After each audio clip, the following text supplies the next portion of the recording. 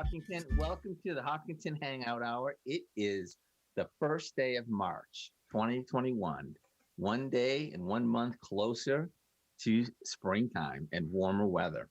Joining me today is our superintendent, Dr. Carol Kavanaugh, and we're going to be discussing a topic that is near and dear to my own heart, and that is technology and social media and people accessing all of these services and thoughts about that. So, Carol, welcome to the show. Thank you for coming back. Oh, thank you for having me. As always, Jim. It's been a very long time. I just realized that just the other day because I was thinking about, we got you coming on, and I was like, wow, it's been several weeks. So we're going to work on our scheduling to make sure. I know that you are in the middle of budget season and you have 100 different things going on. So I really do value your time. And I'm glad to hear you say that because I definitely would like to have you on a more regular basis because you really have your finger on an important pulse in our community and all kinds of data and information at your fingertips to share with us. We have a lot going on all the time, so we always have information. Exactly. Now, this concept came to me because several weeks ago you wrote a blog post that you put out there and it got sent around. And I don't do so much social media, so I actually got it on my email. So I read it through there, and I thought it was really interesting because I recently watched a movie on Netflix, which I cannot remember the name, but it's a movie talking about how social media companies operate and, what their driving force is and what they do and why they do what they do. And I think there's been more and more information and more discussion about, the value and the usefulness of online and social media and virtual interactions versus real interaction and things like that. So with that being said, could you talk to me and us here in Hopkinton a little bit about your perspective? Sure.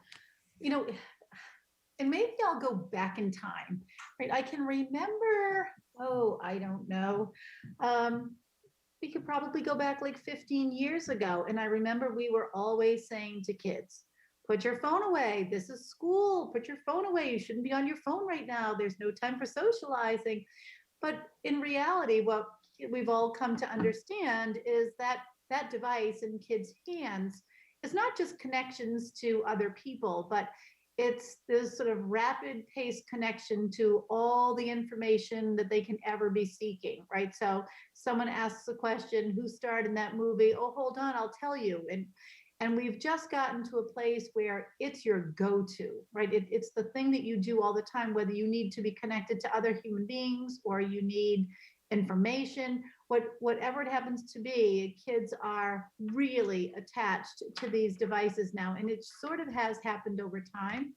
I mean, I'll share a little bit of my worry about students' brains actually being altered, that some of our kids are addicted to phones. And one of my huge worries is, we keep talking about the mental health crisis among students. But what I can say is that if we had to say what has changed in kids' lives, I would say it is certainly having that phone 24/7. Yes. And it's so interesting that you started going back in time because, I remember the day too. You would sit around the dinner table and you would say, you remember that movie that had so-and-so or was about such and such, and you would think about it and you would talk about it, and maybe you didn't have the information right at your fingertips. But nowadays, there's not even a hesitation. It's like, you remember that movie? Let me find out who was in that movie. And, it's kind of like, I'm not saying it's lazy. I'm saying that it's so different that you don't have to wait and you don't have to think about anything when you can have all the information just a quick Google search away. And I think that to me is a real shift because a lot of times when I see people and I'm having a conversation with them, you can tell that they're not listening to you. They're thinking, oh, I should Google that, and I wonder what that answer is. And then they're actually, it's almost as though they're not there as much as they would have been otherwise. And that, to me, I'm not saying that's good or bad. To me, that feels just very different than what life used to be like. What do you think? Yeah, so I guess I watch it unfold when you're having dinner with a group of 5 people, and there are 5 plates on the table and 5 phones on the table. And you'll hear a ding, and no matter what the conversation is, someone mentally steps out of the conversation and goes, and then they come back to the conversation. So you do realize that people are kind of living in two worlds, the one that demands their attention in this device, and then the one that's kind of in the here and now. I've even watched infants or toddlers, and they are so into their parents' phones. They know that there's something happening in that. They respond to it, they smile at it. Like there's an interaction even with our youngest children, and between the child and that phone. Right. And the digital kids, I don't know when that started, 2000 or kind of like around there. I cannot even imagine seeing them. I see the students in school at this age group, and I cannot even imagine seeing them without having a phone near to hand to them. And they look at that phone the same way people would look at a watch when just wanted to check what the time was. It is just such an important part of them. When I talk to my kids about how when I was young, there was no internet. Not even was there no internet. There were no cell phones. There were no computers. I grew up where there were no computers in the world. And I don't know. I really don't know if they can imagine that. It's so different. That would be like you and I imagining. Can you imagine what the world was like before there were telephones? Or before there were cars? We're so used to that. And what I think is missing, and I don't want to come out really negative, because I don't put myself out there as having done a lot of research on this, but the stuff that I have read, I do think that there is a concern there that there are skills that we're losing because we're not using, because it's just easier on the phone and you don't have the face-to-face physical interaction thing. And so I'm just like, in your observation, in your reading, maybe in any groups that you deal, is this a concept or an issue or a problem that is being discussed? So people will talk about, the addictive qualities of all of those, pieces of social media, and how kids they like sort of live and die by likes or the response that they get to something that they post on social media. They want people to think that they are clever and funny and witty and all of those and smart and wonderful things, and that they're very popular. And kids struggle really to recreate themselves in that medium. So all of a sudden you see, here's this kid, and I think, if I recreate myself, I can look like I am perfectly well adjusted, and I'm a great student, and I'm getting great grades. I have lots of friends, and I'm a successful athlete, musician, fill in the blank. And in reality, a lot of those kids, because they've created this falsehood, seem to live in this world of, okay, so that's who I am in my sort of fabricated selfhood, but really I'm not any of those things. And so I think it starts to make kids feel even more badly about themselves. Like, I wonder if that isn't something that sort of happens. The other thing I think is that I now believe that kids have greater struggles staying focused on academic work. And I think that in the same way, Jim, when you were talking about your watch, right? And people would look at their watch to see what time it was. I think back in the day, and maybe still, there are people who are kind of like controlled very much by time. I think having been a former teacher, I'm very controlled by time. So if somebody told me that my class was going to end at 10:17, from 10:12, 10:13, 10:14, you'd be watching, you'd be squeezing something in. You'd want to make sure that kids weren't spilling out into the hallway. And so you were trying to time the ending of that class right at the bell and leave them with something, right? So you will always, and as a result of that, I'm a person who doesn't even go to the watch. I'm always looking for a wall clock wherever I am. And they've become scarcer and scarcer. But my brain is trained to do that. And at home, if the battery, runs out in a clock, or if you've taken the clock down because it's that time of year when you set the clocks back an hour, I'll catch myself looking at that clock several times with frustration because it's not giving me the information I need, or it's not where I want it to be. I think the same thing is now happening to kids with devices, but it's much, much worse. And I always tell the story of when I was teaching high school English. I had a very, very bright student, and he went to Yale undergrad.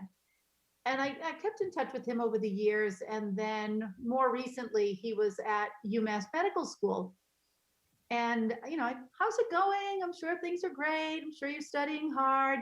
And he said, studying is harder than it's ever been. He said, when I was in high school, I didn't have this problem. When I was an undergraduate at Yale, I didn't have this problem. But now that I am at UMass, my brain is now rewired. I can be studying, and all of a sudden my phone can be upside down and off. But something in my brain says, stop and check your phone. So I do stop studying, and I pick up my phone and I look at it, and then I put it back down and I get back to studying. But somewhere around 8 or 10 minutes later, my brain will tell me again, stop and check your phone. And I do. He said it's so hard to have that kind of continued thinking. And now, here's a kid that I would think probably had very good self-control. Imagine our kids who are way into this phone. They are so into the demands of it socially that every 2 minutes they want to check that phone. How does a kid concentrate to be able to do that kind of sustained learning? It's so, so hard, I think. I agree. And, not even we're talking about kids. You're the superintendent of schools. Even adults, when you were talking about the persona that they have on social media, right? I'm sure many people's adults' Facebook pages don't really reflect reality. We all want to put our best face out there and things like that. So just because of the way I am, I was very slow coming to cell phones and technology. And, I only used my smartphone for email for the longest time. And then I do a little bit. I have a couple apps, but not a whole lot of apps. And one piece of information that I came across, which really kind of is the framework for my approach to social media, is that the tech moguls who have invented social media have banned their children from using it. And what does that say when you make a product that kids across the world are using, but not your kids? That to me is a real red flag. Yes, they'll say that Silicon Valley children are not allowed to have phones. I get that, and they are really designed, for their addictive qualities, and and it's working. It really is. Yeah. Right. They really have it down to a science. Now, and just think about a microcosm of a school where there are cliques and there are, people who excel and there are people who struggle, and, everybody's all mixed up in there and kind of like trying to discover themselves and find their passion and, reach their goals.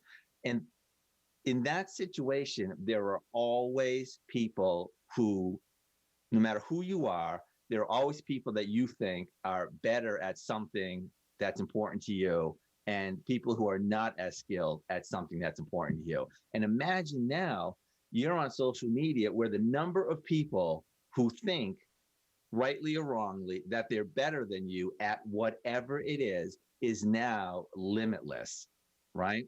And you don't know who these people are. And it's so easy to say, well, you know what? Don't pay attention to that, but you can't not pay attention to that. It's very, very hard. So one thing, a couple years ago, Mr. Keller, as we all know, the principal of the middle school, was talking to me about one of the trips that the kids took. And I don't remember, I think it was a New York City trip. And they didn't have their cell phones for that space of time. And they talked to the kids about that. And the kids all said it was nice. It was nice to have that break. It was nice to know that their phone was out of reach and they didn't have to be concerned about, let me keep up on this and check that and, post my selfies or what, around the city or anything like that. And they thought it was valuable and they thought it was nice. And then they asked them, is that going to change anything? And they said, no. I mean, and that's like so clear as a bell, and so we don't want to just throw up our hands and say, well, Facebook wins and, social media wins, but like, what can we do to try to be more aware of what's happening and how we should be using these technologies? Yeah, I feel like going back to something that you just said, and I obviously don't know what era you grew up in, but I also grew up in an era when people did not have even computers, right? Television was great, but as I say in that blog post, if you wanted to watch a particular show on television, if that show came on at 8 o'clock at night, you had to be sitting in front of the TV at 8 o'clock at night. You weren't going to catch it later on. Maybe after that whole season ran, you could catch that same show in reruns, but that was your only option. You weren't going to stream that thing on your computer or, watch it at a later hour or something. That just wasn't going to happen. And so when we grew up, you said it nicely. You said it was really hard. It was really hard to have, the right, I don't know, jacket or shoes or hairdo or car and we were constantly in competition in those kinds of ways, but it wasn't with you all the time. You could leave it behind, but now that kids have a device, it's with them all the time. Someone's always liking something or posting something. And so where I might look and say, oh, I really wish I had a jacket as nice as she has, at some point our jackets would come off, we'd sit in class and we'd do some work. But right now, those kids have that phone on their desk all the time. I just think it's so important and I don't know of a way really for parents to be able to keep their kids from that addiction. But I do think that there are ways for our parents to be able to help kids understand sort of who they are, how real these devices are, what the information is telling them, whether that's accurate information or not. So much of what's there now is kind of fabricated, and there's a lot to navigate in that venue. I still think that we have the most popular kids and the least popular kids. Like that will be a thing forever. But if the most popular kid is most popular 24/7, we have kids who are sleeping with that phone in their beds on their pillow next to their heads.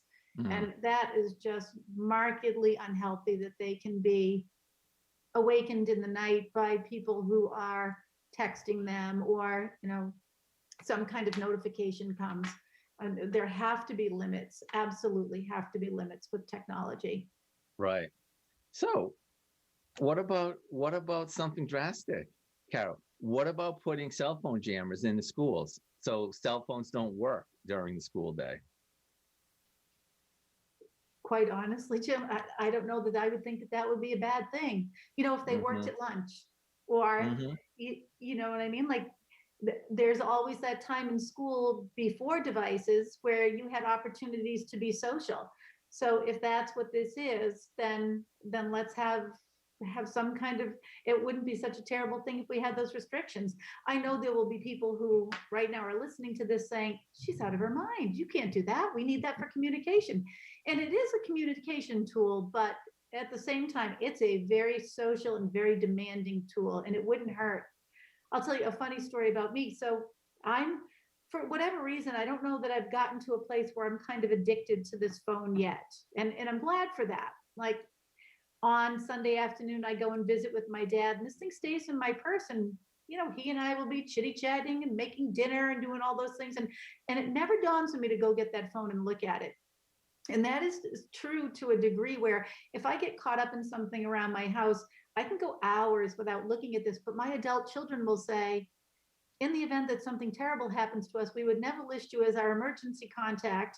And, we would never try to reach out to you first because, this might sound a little morbid, but they're like, we could be dead and buried. You wouldn't know because I'm just Right. not always there available on that machine. And I'm just not. And Right. in some ways that might be a bad thing, but in some ways it kind of makes me feel a little freer.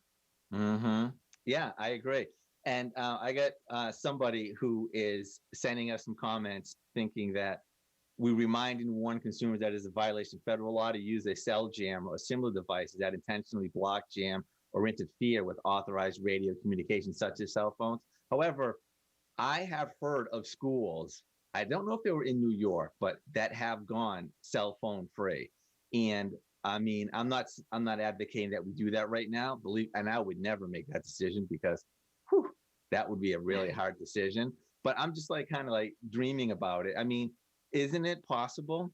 Like isn't the school system a body that you and the administration can make a decision that's in the best health of the students for learning? Yeah, and to be clear, we are talking hypothetically here, and Yes. obviously you're never going to do something like that without consulting with your legal counsel and finding out what you can and can't restrict. And Right. it's not something that logically we're about to do tomorrow, but yeah, I agree with you 100%. It would certainly be nice to sort of free up our kids away from technology to be able to be, even the interpersonal pieces. We've talked about learning and we've talked about addiction to the phone, but the interpersonal pieces, there are times when kids are sitting at a lunch table, and I know we're in a pandemic, but Yeah. I could be over here texting you and you could be in the next chair, and we're not looking at each other's faces and trying to read each other's emotions because of, the, the way our faces are projecting and reading body language or thinking about Right. that word that you really want to use in this dialogue. And those things are kind of lost because you've got a phone that will just, and the kinds of dialogue that very often happens through text is just Mm-hmm. sort of simple messaging as opposed Right. to artful Right. conversation. Not And you know what? always. I happen to know the person who is sending me these comments, and I can just say that person is a prolific social media user and is probably a little bit offended that we're talking about potentially limiting that. However, I think that if there's a problem, if people are struggling, then finding a solution, whatever that solution might be worthwhile. Maybe wouldn't it be interesting to start like phone free Fridays where everyone in the school does not take a cell phone out of their backpack or their coat pocket on a Friday and see what a Friday is like, without having that distraction. Yeah, you know, when I keep thinking about kids and mental health, I do look at these kinds of distractions, but think about this too. Imagine that you are a a kid who's in, let's say, 4 AP classes, and that's a huge commitment. And you're typically a hard worker, but the hard work becomes interrupted, and it's becoming interrupted by the draw of that phone. It gets harder and harder and harder for you to perform at the highest levels. And then you do start to feel badly about yourself. So even that, not just, oh, this person looks so great in that, profile picture, or wow, she's got a magical life and I don't, or I've created this sham of who I am and that's not really me at all. But there are so many other ways that I think that difficulty. So once your grades do start suffering a little bit because of social media, then do they suffer more and more and more because you feel so badly about yourself, and it becomes this kind of vicious cycle along the way. So Right. I do think if we did have, it would be wonderful to see how kids responded to phone free Friday, if Mm, they felt it liberating or not. mm. And I would have thought myself that it would just be annoyance for the whole entire day. But to hear middle school kids recognize the fact that they had value out of not having their phone for, a block of time, that shows that they have an awareness. I Mhm. mean, the internet does great things. I've always said, to me, the most valuable thing about the internet is the collected wit and wisdom of humanity. You read these memes and you see these jokes, and it is like the funniest of the funny. I love those. Um, However, but that aside, when you see why social media does what they do, and it is like an addiction. Mhm. It is like a drug.